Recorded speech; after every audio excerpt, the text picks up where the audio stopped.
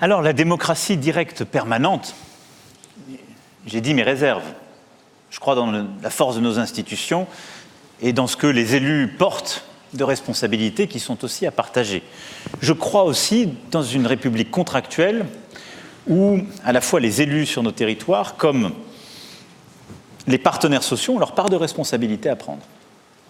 Et je crois d'ailleurs que nous sommes en train de réinventer le rôle de ces partenaires sociaux dans l'entreprise et sans doute sur les territoires. C'est le sens de la mobilisation générale que j'ai lancée. Par contre, je crois, oui, que nous sommes entrés dans une phase où il faut sans doute bien davantage avoir des temps de délibération. Je ne crois pas à la République du référendum permanent, parce que le référendum ne permet pas de prendre les décisions difficiles quand il faut les prendre. Mais je pense qu'on a besoin de plus de délibération, qui vont d'ailleurs avec la compréhension des problèmes et le partage des contraintes. Et la compréhension pour ceux qui président ou gouvernent du quotidien de la vie, des difficultés très concrètes. Ça ne veut pas dire que je vais faire au même rythme, avec la même intensité, des débats comme je viens d'en faire durant ces derniers mois, mais je vais de manière régulière, oui, continuer à débattre à la fois avec nos élus et nos citoyens sur le terrain. Je pense que c'est indispensable.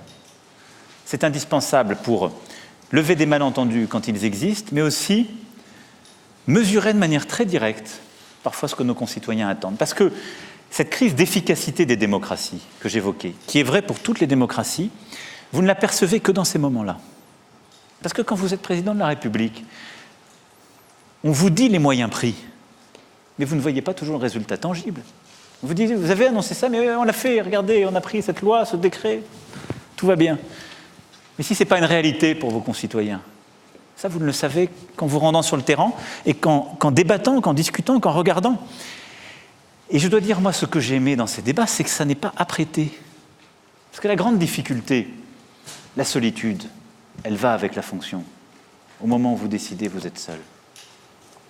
C'est comme ça.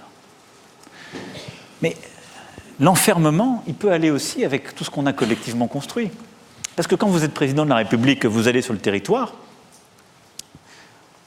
dans le monde où nous vivons, il y a les deux extrêmes. C'est-à-dire que généralement, on vous présente et on vous fait une visite qui est le monde idéal. Le président de la République, quand il va dans une entreprise, une administration, tout va bien. On lui montre tout ce qu'il a bien fait. C'est comme ça. Puis c'est la fierté de chacun et c'est comme ça que la République fonctionne. Du coup, vous, ça vous ennuie. Et du coup, vous suivez de moins en moins ces visites qui ont assez peu d'intérêt et vous traquez les voix parfois isolées de ceux qui disent « ils ont tout mal fait, ceci ne va pas du tout ».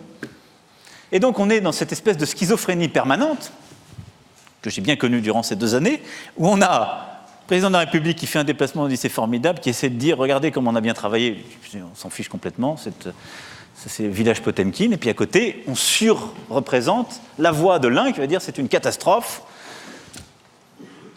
Ils n'ont absolument pas fait ce qu'ils avaient dit, regardez ma situation. Pour sortir de ça, je crois qu'il faut avoir accepté ces moments de délibération qui sont dans la vérité, qui n'est aucune de ces deux caricatures. Et ça, je crois que ça veut dire une autre présence au terrain. Et je crois qu'il faut l'accepter dans le moment que vivent nos démocraties. Pourquoi ? Parce qu'elles ont profondément changé ces dernières années. Parce qu'en quelques années, nous sommes rentrés dans la démocratie médiatique du temps de l'information et du commentaire permanent et des réseaux sociaux. Et c'est une transformation pour nous tous, pour ceux qui dirigent et prennent des décisions, comme pour ceux qui les commentent et cherchent à définir une vérité. Et donc, parfois vous dites les choses, vous les répétez, mais comme le commentaire est permanent et quand à un moment toutes les paroles se valent, il faut pouvoir remettre du sens de manière régulière, se confronter à toutes ces paroles et essayer de rebâtir du collectif dans ces moments de délibération.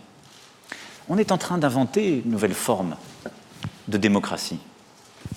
Comme vous l'avez compris, je crois qu'il faut préserver certains fondamentaux, mais ces délibérations, elles ont une place dans la démocratie telle qu'on doit la pratiquer aujourd'hui. Et donc je continuerai à en faire.